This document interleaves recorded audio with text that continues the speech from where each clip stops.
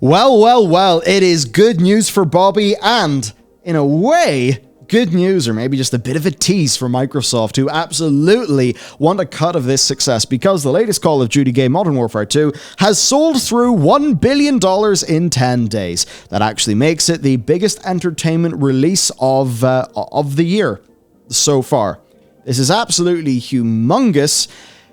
It's not exactly had the most smooth after-launch experience, but with the things that are coming, they truly do have a chance to have COD actually being pretty damn massive, even if that is amid some chaos. And to dive straight into that chaos, we actually have an unfortunate situation where the composer basically is pulling out.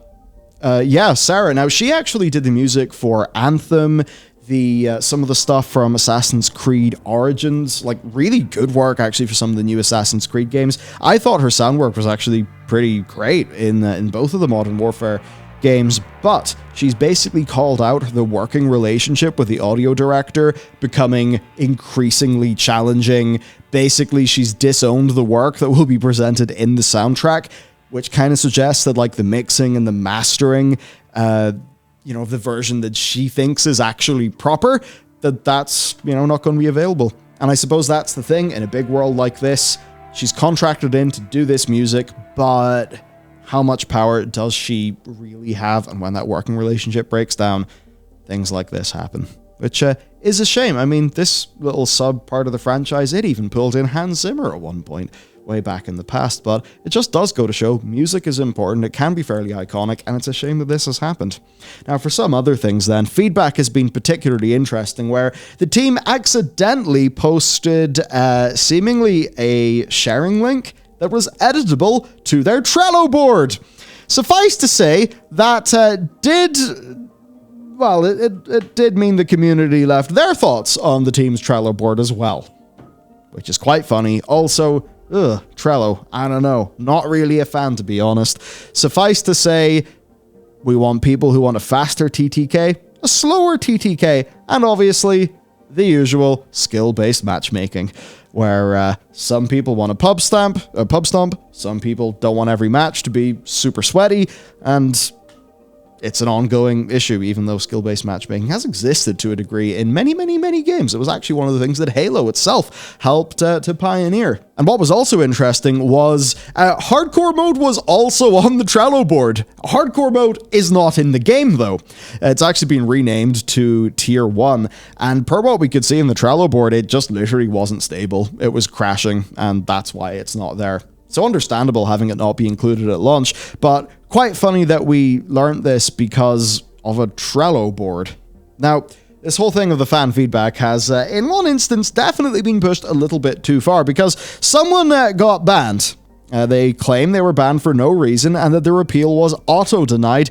And because of this, and they were sending emails, they were trying to get stuff sorted, they found it was impossible to speak to somebody over the phone, so they just went to the Activision office in Texas and asked to speak to an employee.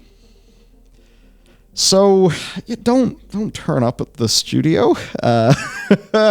Yeah, don't do that. Security obviously, dealt a little bit with that situation. So it's the sort of thing, I think from that person's perspective, you can understand, like, they are pushed to their very limits, so their version of the killdozer is just going to do it in person. To some people, that will be, oh, stop being such a Karen or whatever. I guess to this person, they did buy a game and then got permanently banned, and they say it's for no reason.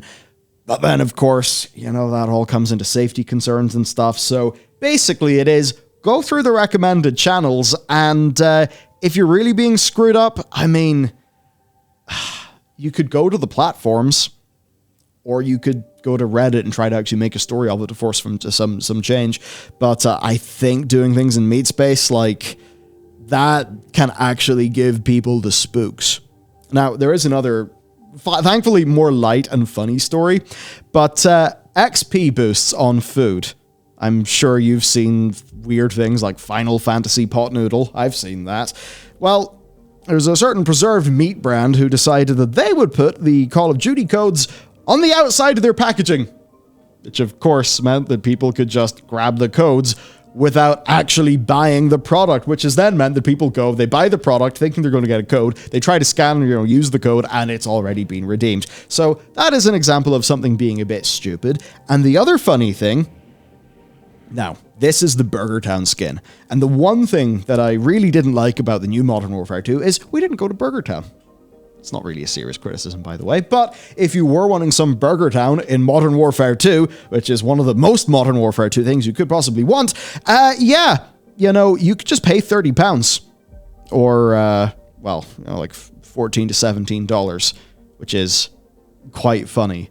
We saw this Burger King operator skin being sold on eBay for 30 quid, which is quite funny. But to be honest with you, I think that's the highest. That's the highest value cosmetic that I've seen in the game, at least. Now, another thing, maybe a bit less good, but sort of not something Activision would want, is the Steam family sharing. Now, they actually disabled it after 3 days. It seems they left this turned on by accident. And what this basically means is that people can share a library. Now, they can't play one game at the same time, but it would be a way for people to share a copy of a game, and obviously for Activision, that would mean they would earn less money. Because a whole segment of the games market is now opened up because we're not sharing discs. I mean, how many people borrowed a game from their friend or shared a game with somebody, right? Like, that was a pretty normal thing when so many of us were young. Nowadays, in the digital world, well, if they don't have to do that. Yeah, so it's a worse deal for the customers, but I suppose from Activision Blizzard's perspective, you could see why they would want this, as much as it does feel bad when you ship the game with that turned on and change the deal afterwards. Now, to continue on with the funny things. So, turns out, there's this hotel.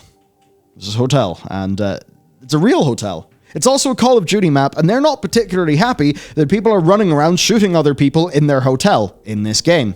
So they're not really pleased about this, and this has actually meant that the hotel map is going to be removed from the Call of Duty League. But what's really quite funny is it means that only 3 viable launch maps of the 11 are going to be there, because the Raceway and Museum are no longer playable in the CDL because of, usage stuff. They're so close to their real-world counterparts that there actually could be a legal issue, which is crazy to me. And what's awkward here is the CDL basically runs like a veto for map mode combos the teams could vote against. It's just quite funny now that from the map's perspective, it's only going to be 3 maps. So that's a bad look, and you really do have to wonder how, with something with the financial potential to hit $1 billion, how you would not make this stuff completely watertight, especially once numbers like $1 billion appear.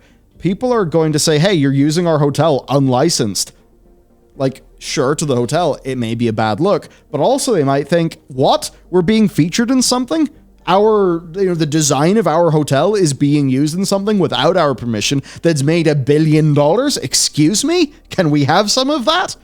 Which, I mean, to be honest, at what point, there's inspiration in working from a reference, but when you're just yanking someone's hotel, yeah, maybe they should deserve a cut of the money that's being made off the back of their property. Or at least that would be the hotel's perspective. Now, another thing is, there has been some criticism over just maps, modes, that sort of thing. So basically, not all is perfect within the CDL, but there is one fairly interesting thing they're doing, actually, where they're giving teams some creative freedom when it comes to actually making their own weapon blueprints and their own jerseys for on-camera work. So I think that's actually a pretty damn smart way, just actually letting that be official. I think it's a smart way to run things. Fairly interesting. Another good point then is apparently Treyarch are handling the multiplayer, which is something that fans of that series generally do prefer. But overall here, when we take a look at the performance over in Steam, we can still see a pretty decent chunk of negativity. And I mean, some of that's, a lot of that's actually quite understandable. I had some crashes. I've definitely had performance issues as well. It's such a shame given how incredible the engine can look. I mean, it's this engine they've used in Call of Duty 2019, and there's something about it that just feels it feels crisp. It feels new. It feels that cut above the norm. So a shame that it still is having these issues, and frankly that its map pool is actually facing an existential risk because the company didn't cover their own ass legally, which is a weird thing to say. But still, I think the big picture is pretty damn bright here for Activision. Not only is this game already a massive, massive, massive success for the franchise, but they've got the relaunch of Warzone. So that's another big opportunity to get a lot of players back. And then DMZ, which is essentially their Tarkov-like game mode, which again, with the gameplay of the new Call of Duties, I could actually see that kind of working. And of course, that's when the Battle Pass will come in. And again, it's quite interesting that they don't immediately shove a battle pass and a super absurd amount of monetization. They really did keep the initial wave of the game focused on the Vault Edition, which I mean did come with the battle pass, but well, the battle pass literally wasn't available. It's not going to be until these other modes come out. Now, another thing, and the final thing that's interesting, is apparently there actually is going to be a new Call of Duty next year. Now, this is weird because there have been numerous reports suggesting essentially a Modern Warfare 2 expansion pack with loads of legacy maps, new maps, and a new campaign. But from their third quarter financial results, they said the 2023 will actually bring the most robust Call of Duty live operation to date, the next full premium release in the blockbuster annual series, and a more engaging free-to-play. It's interesting the way they call it that. But if you think about it, an expansion pack is actually what you would call a full premium release, right? So the idea that they could keep the Modern Warfare 2 multiplayer for 2 years and have another premium release, that actually does kind of make sense. I mean, if this was a Call of Duty that had a campaign and a set of maps, but it had different mechanics and had a different story, then it would be a full release. So surely just making another entry within the Modern Warfare 2 thing, surely that lets them, reuse assets, have a lot of their development work just make more sense, and maybe just focus on innovating on the actual design work, the gameplay, that kind of thing. I don't know. It actually seems pretty okay to me for a plan.